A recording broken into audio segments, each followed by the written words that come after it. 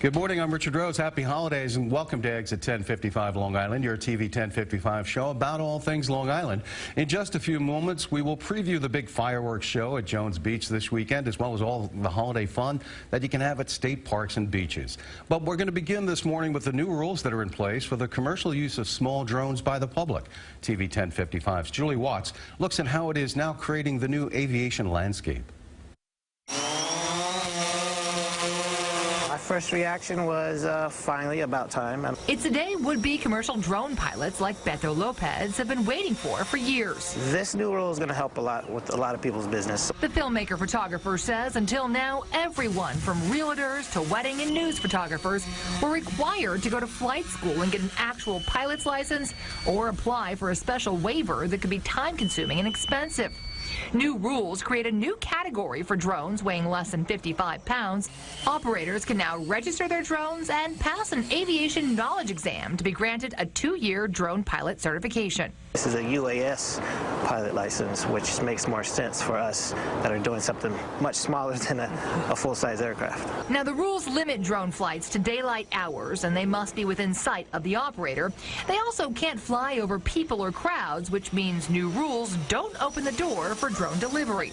Companies like Amazon and Google, even Domino's Pizza, have been not so quietly working on drone deliveries. But the FAA rules aside, seasoned drone pilots have long questioned the logistics. I don't know how they'll be able to deliver something and get away real quick without a dog or a person trying to grab them. For now, drones must stay at least 20 feet overhead and 10 feet away from people. Not a problem for most amateur pilots, now one test away from a commercial career. I can actually make 100% living just with this right here. Meanwhile, tens of thousands of Long Islanders have become drone enthusiasts, even as they wonder, though, if they're going to be welcome in all public places. Drone hobbyists account for most of the drones that have been newly purchased, now believed to be upwards of 2 million smaller drones in the public's hands. That estimate is going to be 7 million within just a few years. They're just going off the shelves. Now, joining us for a perspective on this are two guests, Robert Baio, who is the co-founder of the Long Island Drone Flying Club, and Scott Harrigan, a certified private pilot and a self-described drone enthusiast. Welcome to the show.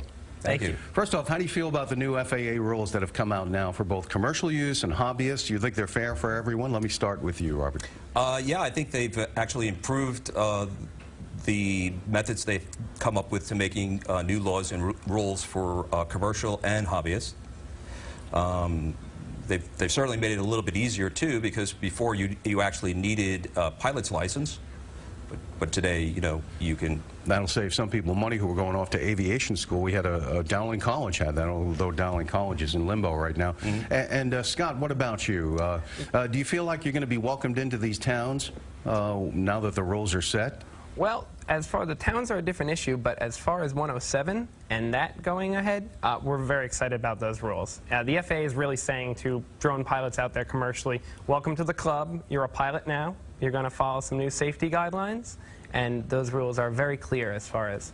But I know you guys have mixed feelings, because whereas the federal government has given, you know, rules and set parameters, local towns are moving to restrict and ban them. Suffolk County, Huntington, and particularly Hempstead, where they don't want them in public places, including the beaches. What do you think of that? I think it's really more of an overreaction on their part, not understanding exactly what the hobbyist is doing and the safety precautions we're making. We've tried to communicate with them and ask them to sit down with us to discuss, you know, the laws, but unfortunately we didn't have that opportunity. Well, there's a lot of concern. You know, we've been to these meetings and we've covered both sides of this. We've had people on both sides of this issue. Scott, some people are saying they're worried that, you know, these cameras with their sophisticated, these cameras on these sophisticated drones could peek on people while they're sunbathing, or maybe little children playing in parks. Sure, sure. And while the privacy is a valid issue, we want to see laws enacted that punish those who abuse any kind of technology for those purposes. We're really looking for, you know, towns to pass laws that say, hey, you guy with a drone, with a cell phone camera, with any kind of technology that's looking to use that in a nefarious way, to have rules on the books that punish them, but not the technology. Yeah, when we have some here that we're going to show, people have probably already taken notice of it on the table, including a really tiny one. But here you can see the camera on it right there, and you know, that's a fairly large camera. And then there are propeller blades on these as well. So some people worry about the safety of them if they were to run into you. I believe you could turn on the propellers here, can't you? We actually can't now. The device is powered down, but I could show you. I mean, they spin. They do spin. Could that hurt someone? That's great. Could that hurt someone if they ran into it? Like any kind of tool, like a car, like a drone, you know, there is a chance for injury. It's a risk, but this is a tool. So you use things to mitigate those risks. For example, we always fly with prop guards. These are very, very cheap. They're like $3 that anybody can get. Just made of rubber, it looks like, right? It's made out of plastic, essentially, yep. And exactly, and all you do is if I'm going to do a flight, I'm going to take this, and I'm just going to snap it right on there. And of course, it'll go right on for you right, when you need it to, right? Yep. Yeah, of course. This is what you do. And part of this, right, and what the FAA is requiring is that you do a pre-flight inspection, that you check every part of your vehicle to make sure that when you take off, you're operating in a safe manner. So that would prevent someone from being injured by the propeller. Absolutely. And the FAA has traditionally, you know, been very good on enforcing those rules. Well, Robert, are these required, or is this just something you do out of courtesy to make sure you don't have that issue? No, they're not required by law or any other standard, but we do use them for protection, people, property. We see this a lot, like the car industry, in terms of, I think you're going to see a lot more and more safety features come out, either by requirement or just because people have a demand for them. Well, you talked about how people have cell phones, and there have even been letters to the editor in our paper saying, well, people could be on the beach taking your picture with cameras, couldn't they? I think it's really easy to walk by someone, invade their privacy with your cell phone, a lot easier than this device, simply because well, it's pretty obvious. It's stealth, yeah. Now, here, let's take a look at one that's not, though. And sometimes this size is cited by people who say, oh, you could be buzzing this thing. Well, first of all, pretty darn remarkable how tiny it is. Why don't you fly that for us so that people can actually see what we're talking about? The other one's too big to fly in our studio here. We don't want to take any chances with it. Basically, this is strictly a couple of inches wide, square inches? Yeah, it's considered one of the world's smallest drones, and basically, I mostly use it for practice. And here's some practice right now. Oh. It almost looks like a bug. Yeah.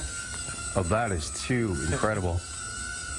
But you see, here's an example. That is an example of one that could be hovering outside of your window. Those could be fitted with cameras, can they not? These ones, technology hasn't really caught up in a way where you would have a camera like you would think of a photography camera. People do all sorts of things, like FPV racing is a very popular sport where a tiny camera is attached to the front. The technology hasn't gotten there yet, but again, you see it just like cell phones, where technology advances. Even if it does get to a point, we want to see the town pass regulations that prevent the abusers of the technology, but don't outlaw the technology outright. Well, have you gone and appeared before some of these towns? Did you go down to Hempstead when they passed theirs? I think just a week or so. We were at the town hall meeting. There were approximately 4 or 5 of us that got up to speak to the council, and but it didn't go your way. It didn't go the way we would like to have gone, and what was more disappointing was that we were basically ignored. So this is an issue, you know, is going to continue to be debated, and of course we'll see how it all works out. So where can you go to fly a drone when you see these restrictions being put in place? Where do people go to fly drones? Well, a lot of times people often go to, first of all, your own backyard. You know, your own private property is probably the most popular place I think someone is flying a drone. But there are also AMA fields. You know, just like how model aircraft came about, there are organizations dedicated to doing this safely, dedicated to doing this and working with towns. Well, how many members do you have in your club, Robert? I would estimate a few hundred members right now. So it's growing. Yeah. And can we see that one more time? Sure. Here it is, you know, the tiniest drone you're going to see lately anyway. They'll probably make them smaller yet. But Robert Baio and Scott Harrigan, drone enthusiasts, thanks for stopping in and livening up our morning here at the holiday. Pleasure. All right. Thank you very much. And there you go. Didn't hurt anybody. Thanks, guys. You're welcome. Thank you. And still much more ahead for you. When we return, cancer...